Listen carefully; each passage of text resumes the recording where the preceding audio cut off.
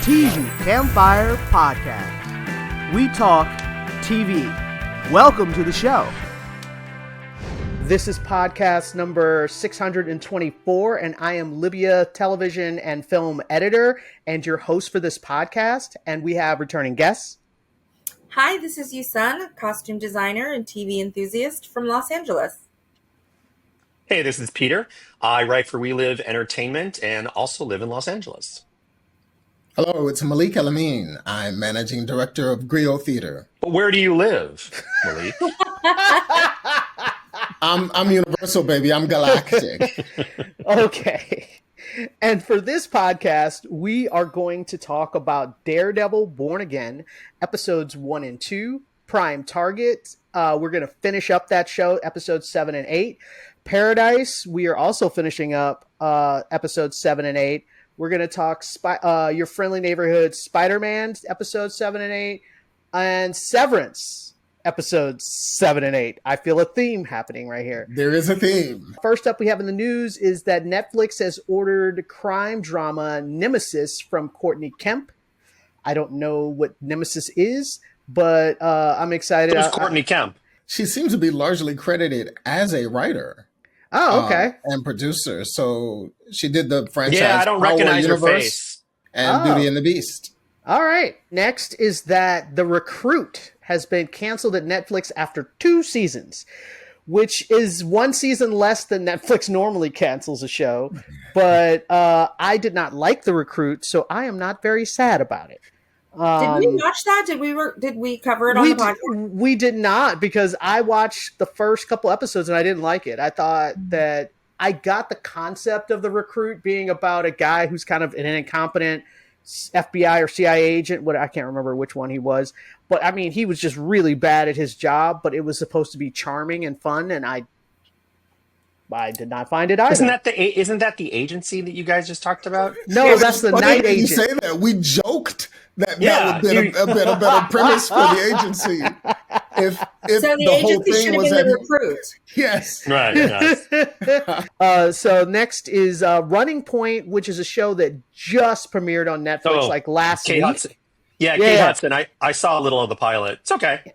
It has been renewed for season 2 at Netflix already, which is... Did it get good reviews?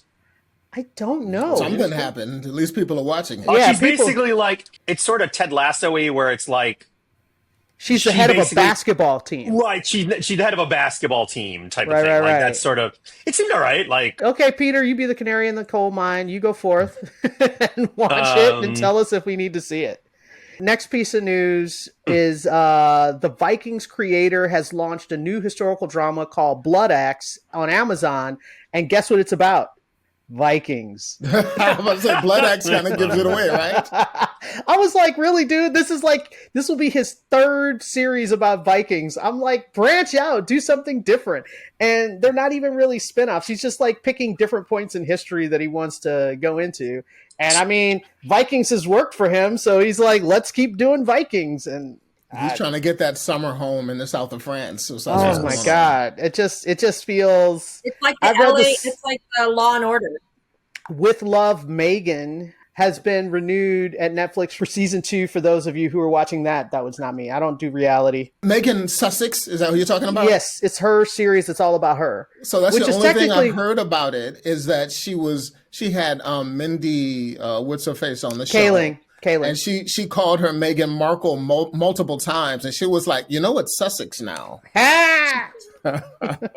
She's the Duchess of Sussex. Yes, she is. The Summer I Turned Pretty will end on season 3 at Amazon. Did any of us watch that? I think my mom did. So get my mom on the podcast. I think my mom liked it, but I mean, I have not seen it. I heard they dropped a lot of... We'll do a podcast where we have moms on. That we should be interesting. For Mother's Day, we should just bring all our moms on. That would be fantastic.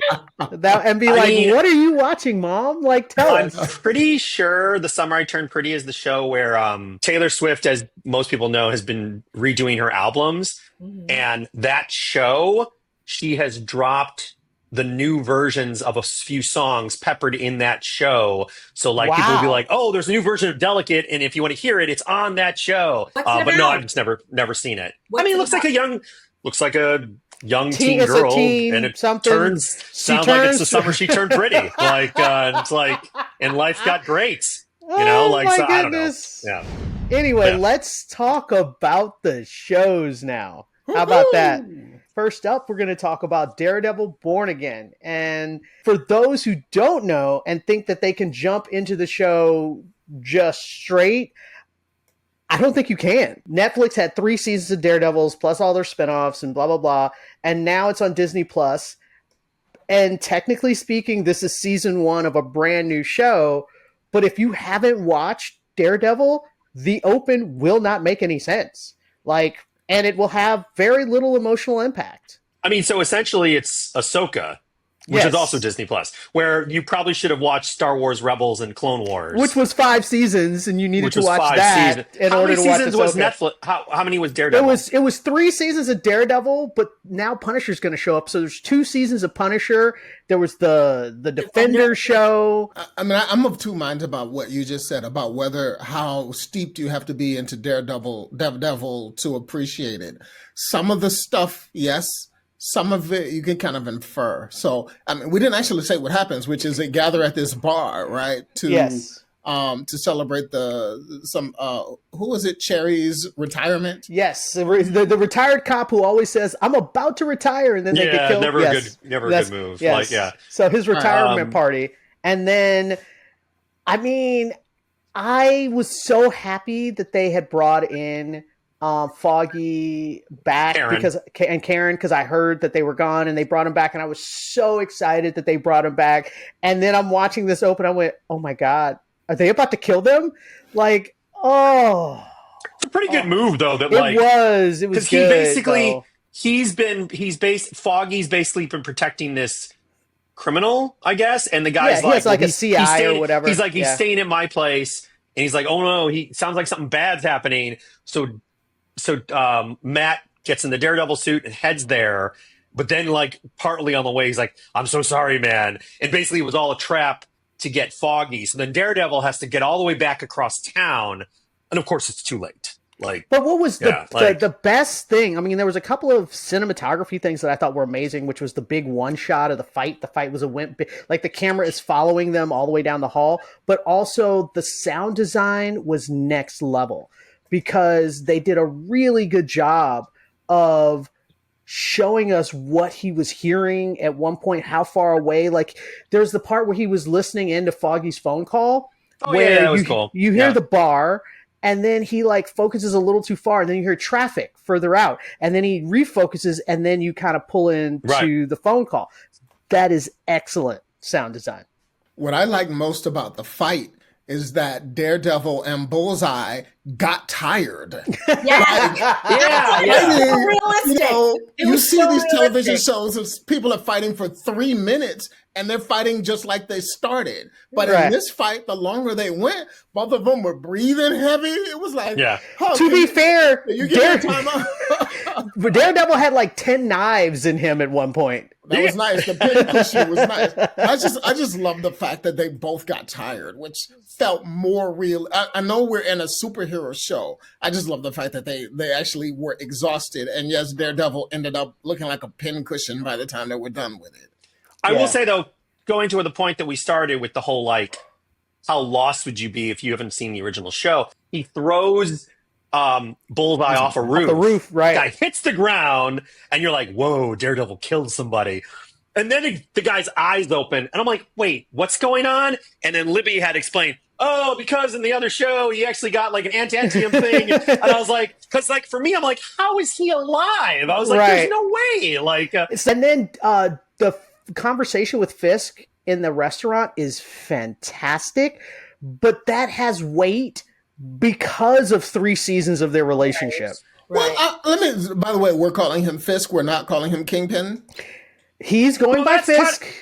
He is not Daredevil. He is not Kingpin. They don't want to be called that because they've left their shadow selves behind. Obviously, there's no show if they really do that, but like that's what the setup is. Like, Right. so yes, he's Mayor Fisk. I'm going to call him Kingpin because Fisk doesn't really work for me. I just like the fact that he came back to town to get his girl back.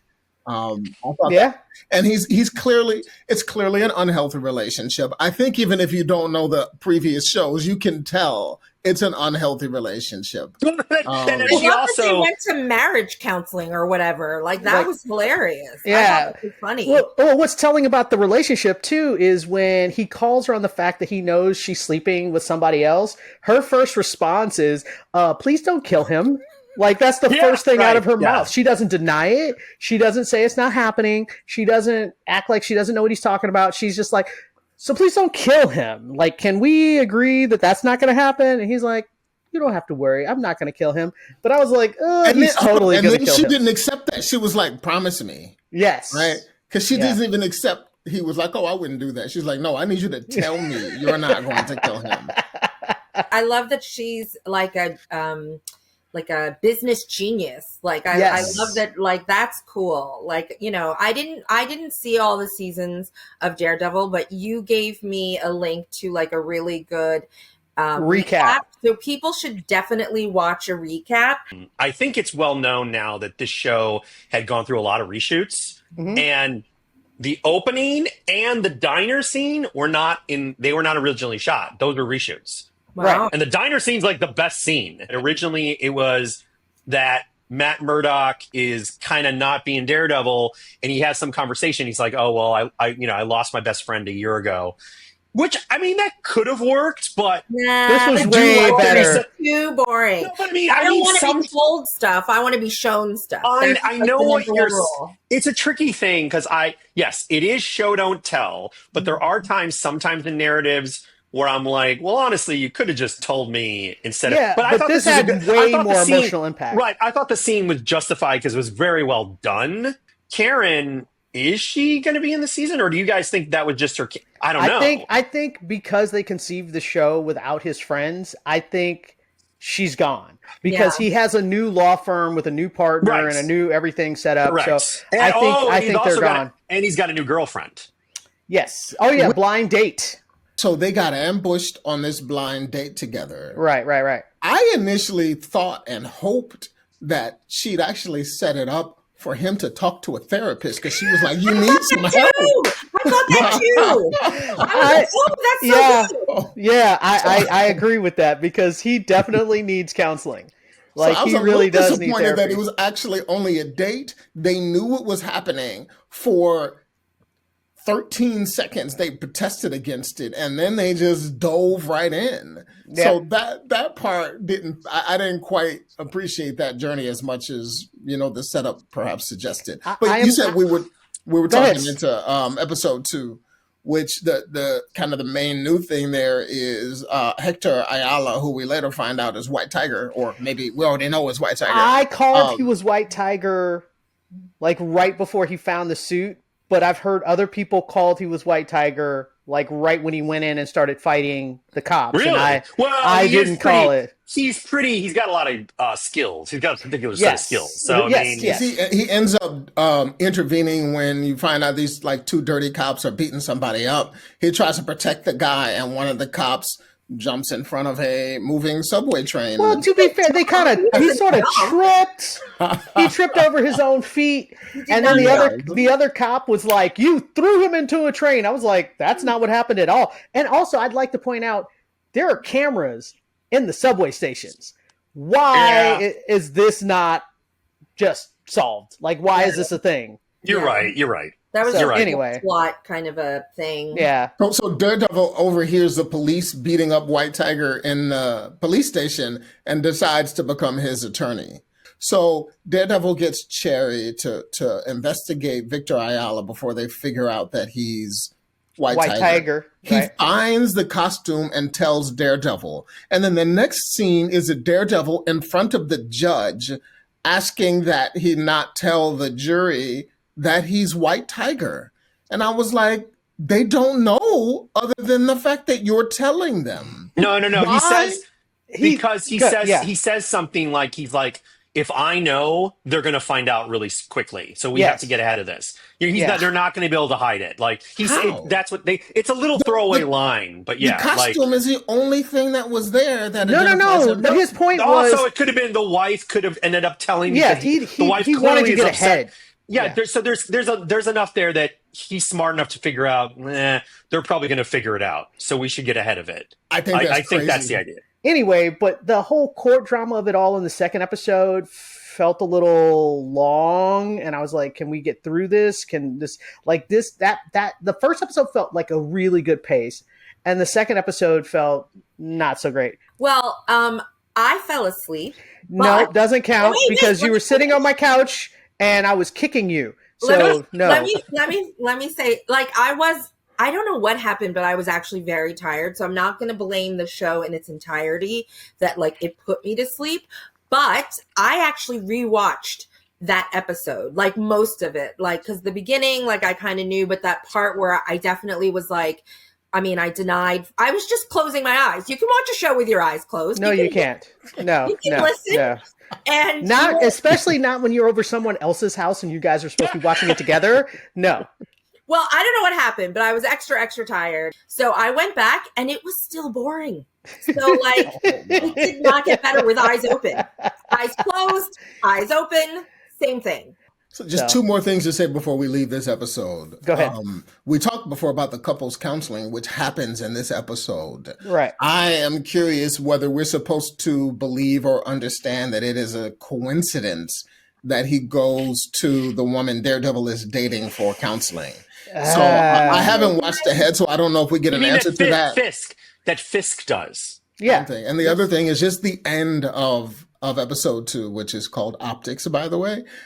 Oh boy, he went and fixed a pothole. That's not what I intended to talk about, but it just reminded me that they had a moment in this episode where he went and got a pothole fixed. Right. Yes. Tells you why they reshot stuff. The best mayor ever. But go ahead. So where I was going was the final fight when the dirty cops try to beat up a blind attorney. Which is insane. Why? They were gonna kill him. I know, but I didn't understand that. I was like, dude, if your whole objective is to cover this up, killing the lawyer of the defense guy makes no sense. Yeah. Like I was like, what are you doing? But the cool thing was how Daredevil clearly got into his feelings by the time that fight was over.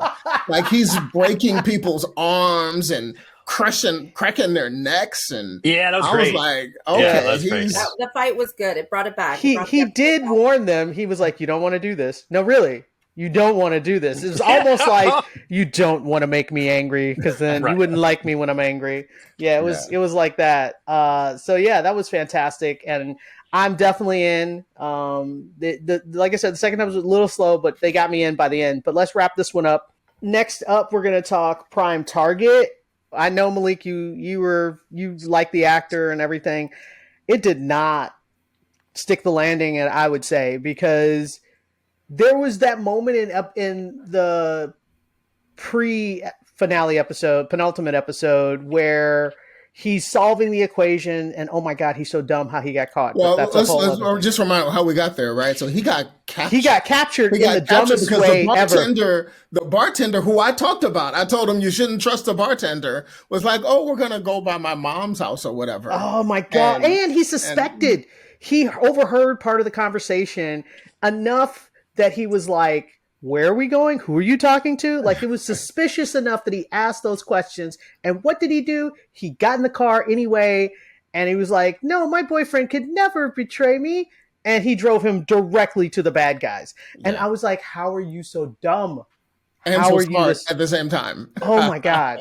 And so then he's like, I won't solve the problem for you. I will not do this equation. And he keeps that up for maybe a couple of days. And then they put the book in front of him. And he's like, oh my God, I got to touch the book. I got to solve the problem. I got to. And then what does he do? He basically starts doing the equations on the board. And I was like, dude, you do realize once you solve the problem for them and they know it works, they're going to kill you. I mean, it's predictable. I think the one thing that they have established is he's obsessed with math. It's kind of like a drug. Yes. So it was like putting a drug addict in a room with some heroin on the table and be like, we're not going to make you take the heroin. We'll just, keep you here and see what happens. Right. And he shot up for sure. Yes, he did. This series has had challenges, as did these last 2 episodes. So episode 7 that we're talking about now, Prime Finder, certainly had its challenges. I did enjoy when they kidnapped his teacher and locked him in the room with him. I like that too, actually, because that guy's so sweet. I really like, and I like their relationship. I like that he really sees that guy as like his father figure, and I really like the two of them solving the problem together and deciding that they were going to call it like both of their names, and that was like, oh, that's so sweet. And of course, he immediately gets killed. So not immediately, they went to the end of the episode, and then they kill him. Yes, but on the prison break, which is important to point out. Taylor's the one who organized the prison break because she pretended she was in with them, but she was really reprogramming their things, and it was a good prison break, but it wasn't. He's the lead guy, and it wasn't like he broke out because of his smarts. He broke out because he literally got rescued. Correct. And then the only good thing that came from his mentor being killed is he was like, oh, I guess math could be bad. Like maybe I shouldn't just solve all math problems. Right. So then if we get to the season finale, which is episode 8 called The Key. So they give us a little flashback to show us that the dean of the school was this a bad guy. Math whiz himself back in the day. Wait, is this guy a spy or like a math genius? He's just a math genius. He's not a spy. Oh, okay. He is obsessed in his own way about what math could and should do. And he's essentially an anarchist almost. Yeah, he wants to break the system. Yeah. I just felt like after everything we've been through for the show, when you get to the end and then he ends up shooting his professor in the head of the school, the guy who basically manipulated everything and killed all these people so that he would solve this math problem so that he could bring down the government and the banks. Like that was pretty much, you find out at the end, that was the point of all of this craziness. And then he just shoots the dude in the head. But then they set it up for season 2, and I was like, nope, I'm out. That is not happening. I am not coming back for season 2 of this show. Yeah, I didn't like the pilot for Prime Target. I thought the guy was kind of bland. But fun fact, for those of us that remember the 90s, Good Will Hunting, when Matt Damon and Ben Affleck pitched Good Will Hunting, that was part of the script. The script was supposed to be math genius guy in college gets recruited by either the CIA or something. And it's funny because, of course, Good Will Hunting, they ditched that whole thing, and then the movie becomes more of a character drama. But when I heard of Prime Target, I'm like, wait, isn't that what Good Will Hunting was supposed to be? so now we're seeing. So this is what it'd be like, and it's like, yeah, it's not as good. I'd say the biggest challenge with the finale was that the central character, Ed, didn't have anything he was trying to do for most of the finale. He was literally just going with whoever called him or showed up and said, hey, come with me. So it's a big problem when your central character is not going for something. Mm-hmm. And so him becoming a murderer at the end was kind of surprising, kind of interesting, but it wasn't like he was wrestling with his darker side throughout the series or anything. He just surprises you with it. He just pulls out a gun from nowhere and shoots this dude in the head. It wasn't earned. I didn't watch the show. It was not. It was not earned. Like it was earned. It was not. Yeah. Well, I'm glad I never started it because I feel like just the way you guys were talking about the show and I don't want to watch 8 episodes of a math genius. That doesn't seem interesting. It could have been. Who agreed? It could have been. It was not. It was not. Yes. All right, I just want to stand up for math geniuses, though. We can do it. We can do it. The next thing we're going to talk about is Paradise, and wow, a show that actually was good. And I know, Malik, I like the show better than you did. I think this is one of the flips where I liked Paradise more than you did. But I think that the way it ended was better and more So earned. Wait, how So do I've I only- how do I not hear this? Because I haven't finished. You have to watching stick it. your fingers in your ear and say la la la la. I'm gonna sing jingle bells, jingle all the way. How about you just tell us, what did you think of the 3 episodes you did see? I thought they were great. I saw it with someone who doesn't normally watch a lot of TV, and he seemed pretty riveted. I loved James Marsden. Yes, he's really good. Yes, I thought he was playing so out of character for what I know him for. We all got used to him as Cyclops 20 years ago, and it's kind of a boring role. So I'm always like, yeah, he's fine. It's a boring role, Yeah, and it's a hero role. And, Right. this guy is so nuanced and troubled and interesting. Yeah. And so he has to, tap into all of this, subtlety and in his personality, and then also he's very damaged and imperfect, and so I loved watching him go through that. Yeah, so I watched the pilot with you, and I think I loved, the key is their relationship. So I like Sterling K. Brown, and I like James Martin, them together in the flashbacks. That's all great. I really much like this. I did sigh a little at the end, because when the pilot starts, I was like, oh, okay, so they're in this perfect little area. I mean, I guess because he is head of security, Secret Service for the president, maybe they all live in this little cul-de-sac.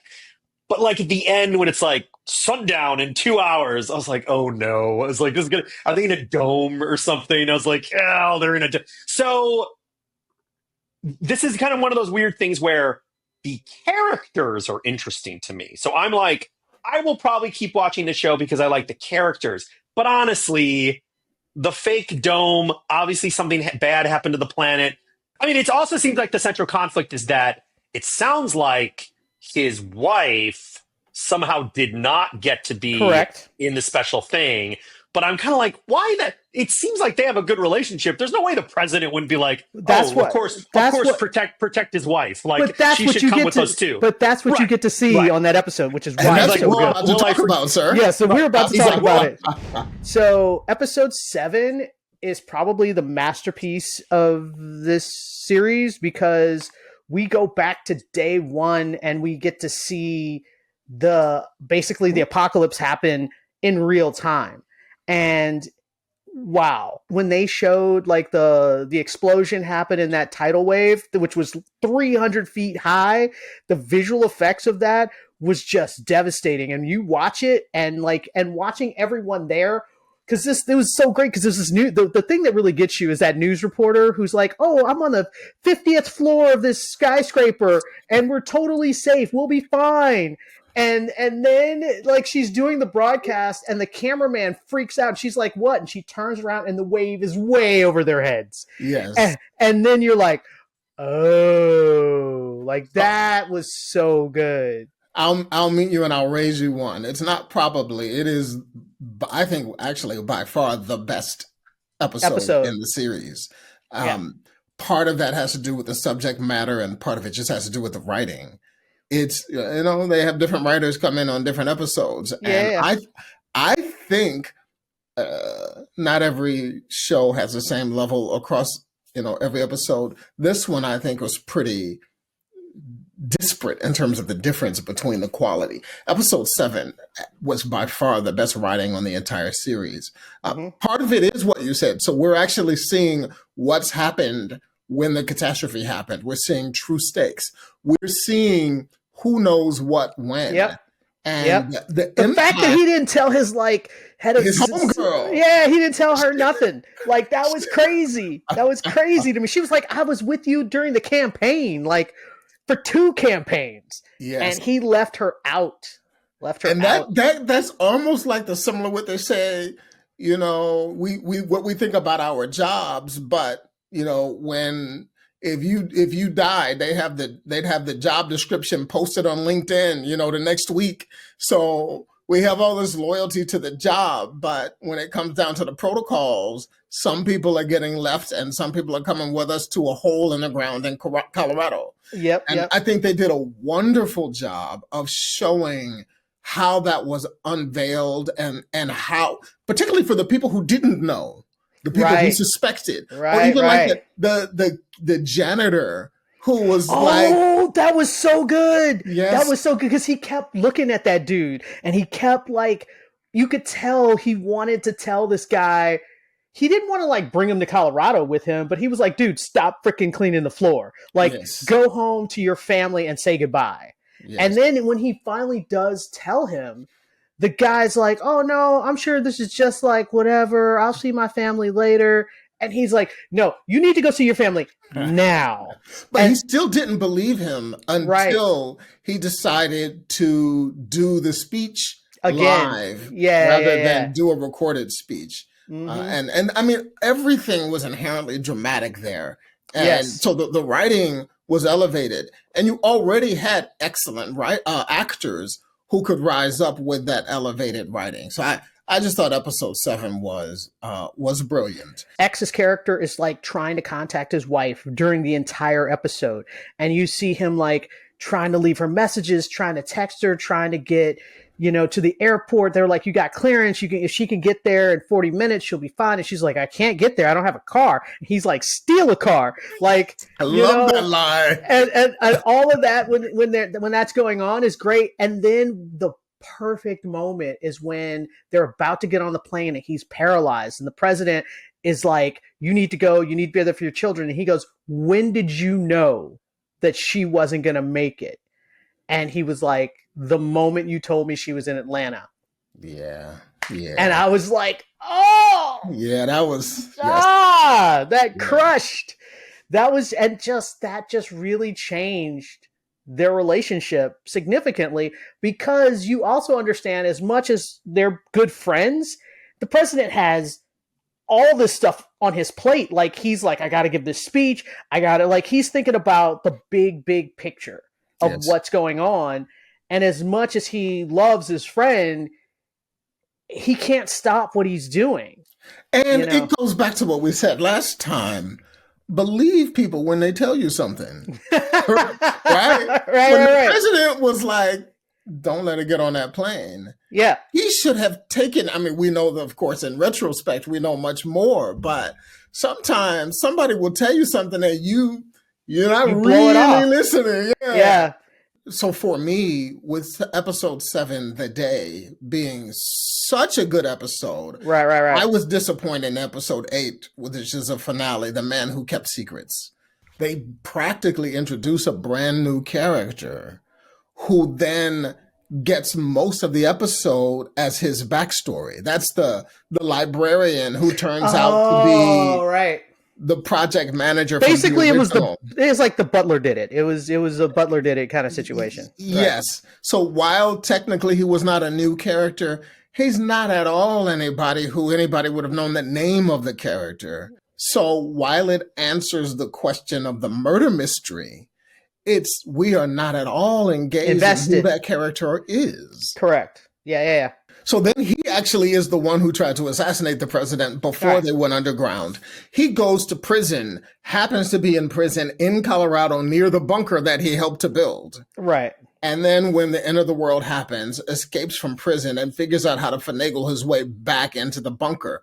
Here's the thing. The woman that he had come with him, there was no value in that whole storyline about the waitress being the woman that he had come with him. They were trying to show you that he's not a bad guy. He just killed 2 people in order to make that opportunity possible. Absolutely. So it doesn't do anything. So I just think that there were elements of the finale that just weren't value added in terms of story, emotions, or anything.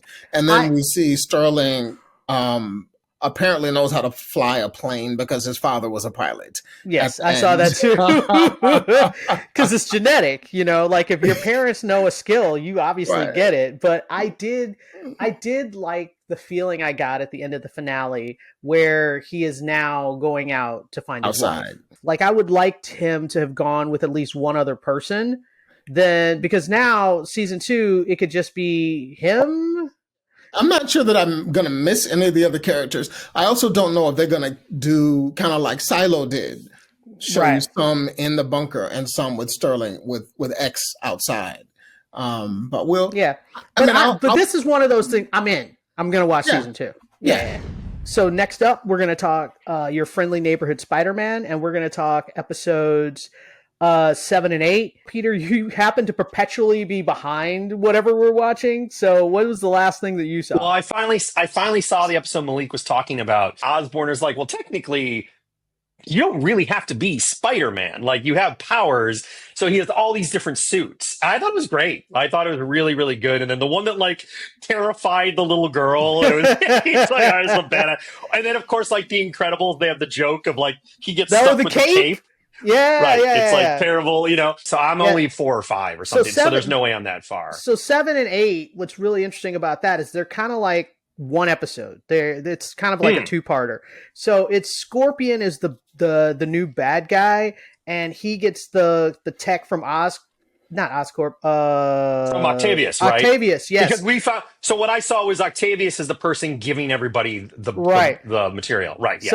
So he gives. But he doesn't have it. But he doesn't have his arms. No, not yet. That's where he's got the glasses. Where I was like, oh, that's clearly Octavius. Right. Yeah. So in this episode, he makes Scorpion. He gives him all this gear, and he's the head of a rival gang that Lonnie is in that because he's in, I forgot, the 5th Street, whatever. 110th Street gang. So when he goes to defend his brother, the leader of the gang is just like a super bully, and he seems terrible. And you're just like, okay. And obviously we don't want Lonnie to get in this situation, like with the trajectory of what he wants his life to be. I was like, well, obviously this is terrible, you know? Yeah. But I liked how the guy that we thought was a jerk, the guy who's the leader of the gang that he's in, was like, look, I know that you want to just do your own thing or whatever, but he's like, I am trying to protect our neighborhood, and I wanted you basically to see what this gang is, and you think she's bad,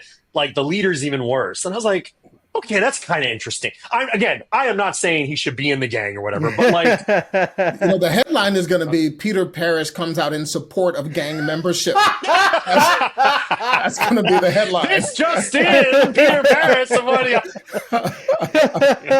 But the episodes that I want to talk about is dealing with the gang, which is the head of the opposing gang that he had warned him about. Is this dude gets the Scorpion costume, and it makes him like crazy strong. Wait, he becomes the Scorpion? The leader of the gang is Scorpion? The opposite of the opposing gang. Yes, because they are the Scorpions. That's their gang name. That's their gang name. But the Scorpion bad guy has the tail. That's his thing. Yes, he gets that. Yes, and so the big thing about this episode is that Peter gets called in for an attack that's happening, and he doesn't know that his friend is in the gang. He doesn't know any of that, and he shows up to fight Scorpion, and he's like, oh, Lonnie, what are you doing? But then he has to pretend that he doesn't know him because he goes, oh, right, you don't know who I am. And so he's trying to protect his friend and fight this new villain, and what's crazy is this villain is kicking his Scorpion is a really... Yeah, he's pretty powerful. And I will echo what Libya is saying about this fight, which is nice. Many superhero shows, you expect the superhero, the good guy, to have a fight. Maybe something is challenging, and then he wins. Right. And this is the first time Peter fights where it's like, oh, first what happens is he runs out of web slinger. Then one of his eye pieces fractures in the middle of the fight. And then he gets stabbed through the chest by Scorpion's tail. Yeah. It's like he is been made. It's not just that he loses. He loses is getting brutalized. And they show it in a way where you realize Peter is genuinely traumatized by this fight to the point where he doesn't want to go out again. Like, it's like in the Marvels with when Hulk. Well, Hulk is like, nope, I'm done. So it's like that. I mean, here it makes more sense because he's a 15-year-old kid. So the second episode is very much about him trying to get the courage to go back out, and not just to go back out, but Episode 8, Tangled Web. Yeah, so not only just go back out, he has to go back out and fight Scorpion again. So it's not even just like, I'm just going to go back out and just save random citizens. It's like, I'm going to go back out and get my butt kicked again. And it's really, I liked how they showed that struggle. Like, they showed, this is a kid. And There's so much that I liked about episode 8, Tangled Web. Go ahead. I like the beginning and the end. The beginning is Peter needs a new suit. The end is Peter gets a new suit. So I like. Yeah, because when he gets beaten, that suit gets ripped apart. Osborn has a Morpheus from the Matrix moment with Peter, like he's talking to Neo. There's a point in the Matrix where Morpheus is like, "What are you waiting for? Like, you already have it." And Osborn is basically telling Peter, "You are more powerful than this." Osborn repurposes a very well-known phrase, right? The well-known phrase is, "With great power comes great responsibility." Osborn says, "With great power comes great respect." Yes. He's like, you use your power to make people respect you. And I was like, okay, we're off to the races now. I see. This is where I don't really want Osborn to turn bad. He doesn't really turn bad. His objectives are different. Like, when Peter is in the hospital and he's been hurt and he's taking care of him, he also takes the opportunity to take Peter's blood. And I was like, and at first you're thinking, oh, he's just helping him. But then you're like, he turns over the blood to his science division. There are little pieces of his personality that get revealed over each episode. Right. So I actually did watch the next 2 after that, and you get another little reveal about his episode, his personality. So he's not a maniacal villain to start out. He's an ambitious business person who does worry about respect, is concerned with power, does seem to want to do good. Yes. It's not a Darth Vader, I'm going to pull you to the dark side. It's not that clear cut. Yes. But the things that he says to Peter is kind of true. You up here cracking jokes and now, you got a scorpion tail through your chest. So there's some ways in which the advice he's giving him is valuable. Next up, we're going to talk about Severance, episodes 7 and 8. Though, honestly, I only really want to talk about episode 7 because 7 just blew my mind. And it's like they give you all the answers at once. And I feel like, I was like, wait, is this real life? Is this not a dream? Like, are we really doing this? Because it just basically is giving us Miss Casey's, it's not even Miss Casey, excuse me. She's actually Gemma. We're getting her side of the story. So she's been missing for 2 years, and we basically see a lot of those 2 years and what she's been doing and how she's been living, and her life sucks. And then we get the flashback of how she met Mark. I almost called him Adam, which is the actor's name. I like the meet cute. It was very it showed it's nice. You get to see how they met, but there's this shadow of Lumen through their entire life. So when they're at the blood drive, they meet giving blood. But it's a Lumen blood drive, and then when they're having a hard time having kids, they go to a doctor, and it's a Lumen doctor that's doing their artificial insemination, and so there's this shadow of Lumen over everything they're doing in their life, and then some kind of way, and we're not sure how, Gemma gets taken by Lumen, and we don't know if she voluntarily. I don't feel like she voluntarily went in there. Oh, I do. Weren't we supposed to take away that she had a miscarriage and that she's so sad about it that she? I think. I mean, maybe that's not what I read. Oh, there's no way. And then she decided to fake her death. The whole show, everyone is trying to escape in this crazy, horrible, all-consuming sadness. So for me, I'm extrapolating maybe, but I'm thinking she probably signed up for it. But without telling her husband, that doesn't make any sense. They were fighting. They were so mad at each other. They weren't. They were not. The last moment. They weren't fighting. The last moment he leaves and he's like, I love you. He's like, oh, he's like, I'm sorry, I love you too. Like, no, they were not fighting. They Yeah, were not they were fighting. okay. I'm talking about not right then, but they were. It's a cliche. They were in some conflict. conflict. As a child, they were like snipping at each other. Yeah, and but that's not like I'm gonna gonna go with this program and never see you again, so I can have this baby on my That's a own in a pretty closet. big- Like I mean- that's. She wasn't pregnant anymore. She had a I miscarriage. no, but I understand. But my point is, I do not see her in a fight being like, okay, I'm going to go to this government thing and have them impregnate me and not tell my husband. I feel like do she not my see. death and like I yeah, like disagree. I feel like she was so Wow. sad about it. I do not think that is true at all. Well, we will see. That's the thing. We We'll don't find know out. right now. Yeah. I do not think that at all. Like, I really get the impression that they faked her accident and they took her. Like, that is what I think happened. Okay. So Libya, I am the reverse of you here. I like episode 7 far more. I'm sorry, episode 8 far more than I liked episode 7. I liked 8 So as well. we'll talk about that later. What? I found that much of the brilliance and creativity of the show that we've seen through this whole season was not present when we were looking at it through Gemma's point of view. So I found myself less interested in the show during this episode. Blows my mind. The one thing that I will say that I most appreciated, and this is, the writers are good in this. So going to the dentist is often viewed as a pretty unpleasant experience. Gemma, that version of Gemma, went to the dentist every 30 seconds. Yeah, right? Jesus. Because it's like I go to the dentist, I do something else, I wake up and I'm going to the dentist again. That was like the ultimate form of torture. So I thought that was really interesting. Also, the woman that was at Christmas writing those Christmas cards, and he was like, "Don't worry, it's we'll do it next year." Blah. She's like, that guy was awful. And he was like, "But it's always Christmas." It's just like, wow.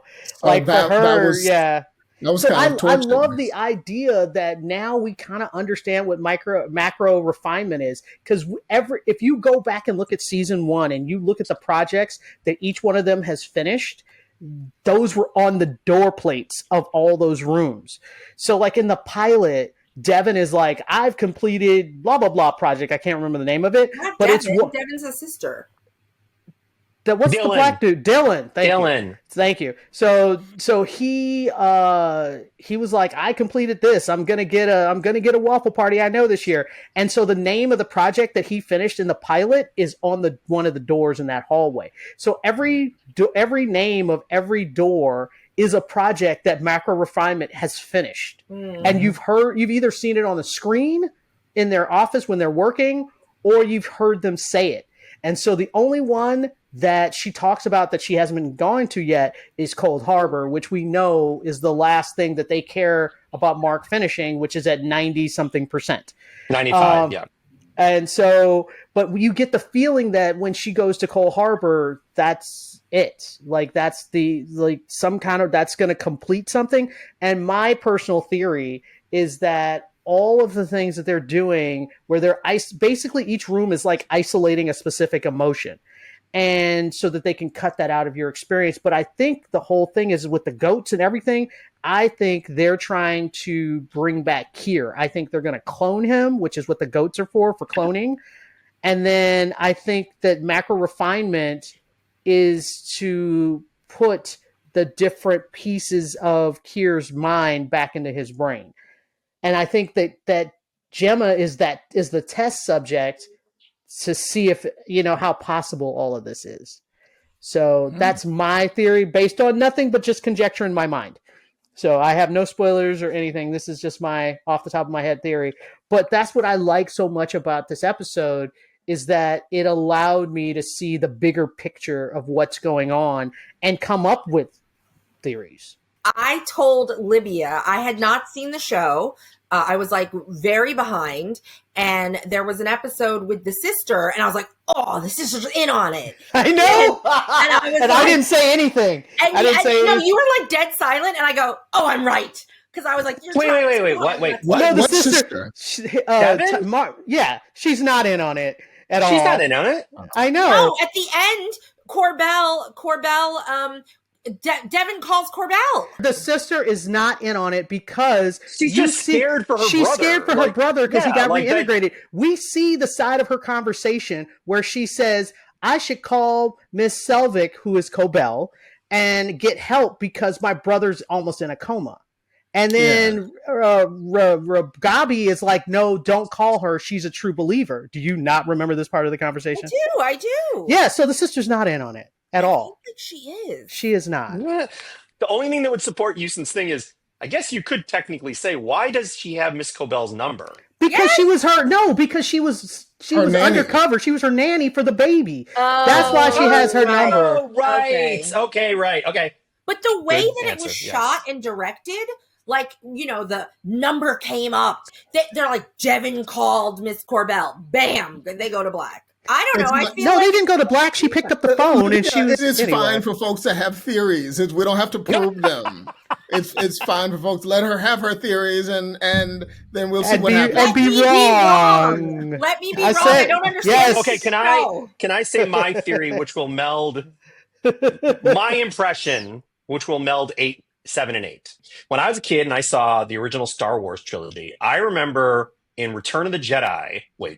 Spoiler alerts in case you haven't seen Star Wars, but when I saw Return of the Jedi at the end, when you find out that Luke has a twin sister, and oh my God, it's Princess Leia. Like, I remember being 13 and being like, wait, his sister's actually the princess and everything. The vastness of the Star Wars universe kind of gets too small. It's like, well, I guess we're all related to each other and we're all special.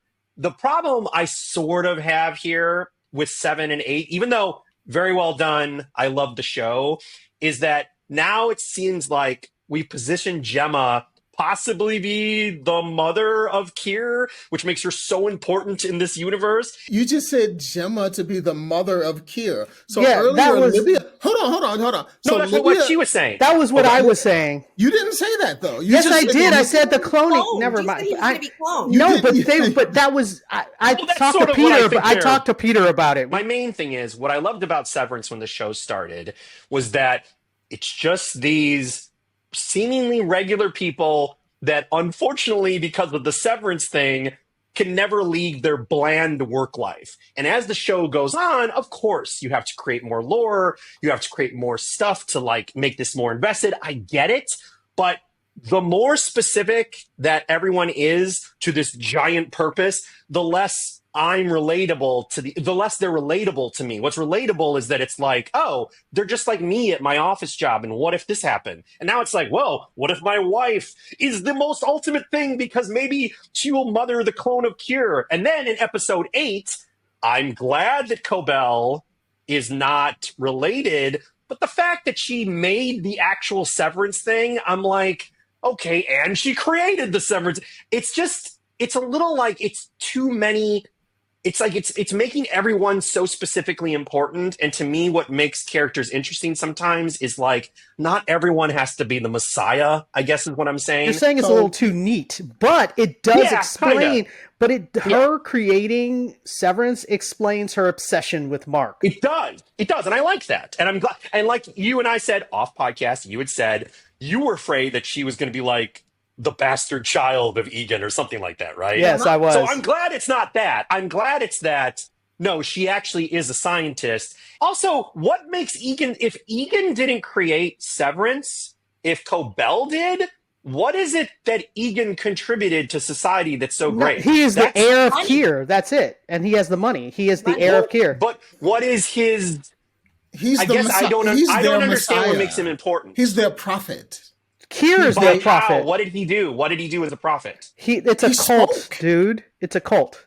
Yes. Yeah, he's a cult. I mean, So that's what any cult leader does, is profess a philosophy that other people adopt as the ultimate truth.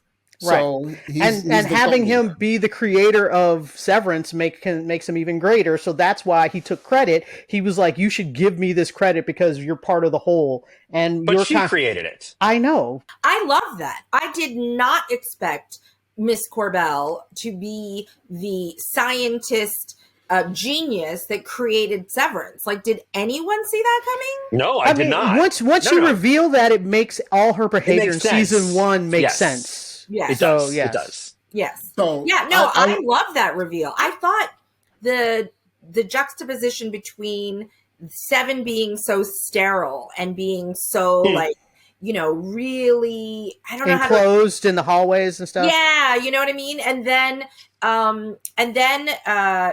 episode 8 was like a family drama. So I kind of like that. That was like a whole different feeling, and you know, we moved away from, you know, the Lumen, and then, I didn't like. That's what I didn't like. I like what happens outside of. Oh Lumen. no, I get what you're saying. To me, that felt like that could have been half of an episode. Thank you.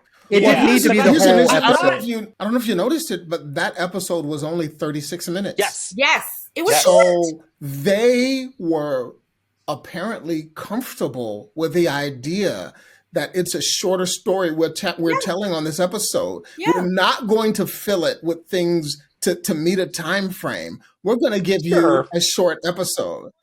So if we remember, the first off-campus episode was the one out in the snow. That was fantastic. Yeah. And then this one was water. So we went to a different, or at least a different version of an element. He, whether it was Ben Stiller or the director of photography, the cinematographer, they took from Elia Kazan and how they shot it in terms of putting obstacles between the camera and the subject. And that he does that all the time on the show. Visually so compelling to me. I love that when she went to meet her childhood friend, and she asked him for help. I didn't know if he was going to help her or throw the pot of coffee in her face. and then the last thing is Sissy, who is her aunt. Talk about actors being able to go toe to toe with another actor. Everything was electric between those two. I knew she was going to try to throw away that report in the fire. I was because they kept showing her putting wood in the fire. Yeah. And as soon as she was like, "Hey, I have proof that I did," I was like, "You do not give it to her. She's going to throw it in the fire." And then they did a good job of setting that up. Episode 7 was information I could have gotten in a summary if you'd emailed it to me. Episode 8, I absolutely needed to. I will actually say the cinematography and the editing in 7 blew me away. That was some amazing. I thought it was amazing great. Editing. I thought it was great. And the look of it was great. And it was just really well done. Really well done. Her being there and the confinement and the sterility and all. I mean, I thought it makes me want to rewatch the show from season 1 again. I'm like, like I've already done that. You should get on that. All right, let's wrap this up. We will talk to you guys next time. Stay tuned.